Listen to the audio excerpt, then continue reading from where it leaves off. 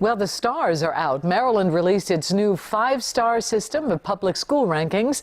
The news is good for some, not so good for others. WJZ's Live Pat Warren reports most of the lowest rankings were assigned to Baltimore City schools. Pat? That's right. The good news is that the majority of schools in the state got 4 or 5 stars, but there is room for improvement all around. The federal government requires each state to have an education accountability system, and rather than relying strictly on test scores, Maryland is using a more holistic approach. It's a very holistic approach. It's not just academics. It's about access to a well-rounded curriculum. It's a 1 to 5-star ranking system. 60% receive 4 or 5 stars statewide.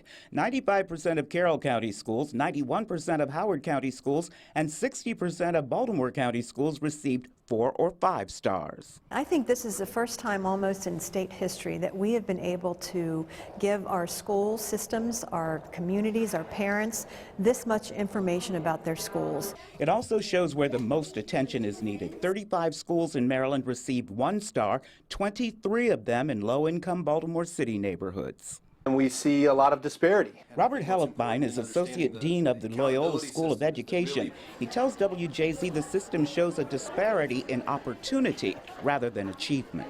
As we know, there's some pretty deep inequity in how schools are funded, and it's a system that makes it very difficult for poor schools to do well, and that's a problem. The State Department of Education intends to address that. We'll be working very hard to do whatever we can to support those schools so that the students can have access to a great school. Everybody needs to have that great school.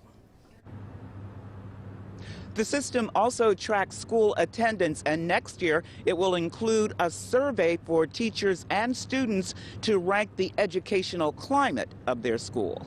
I'm Pat Warren reporting live for WJZ.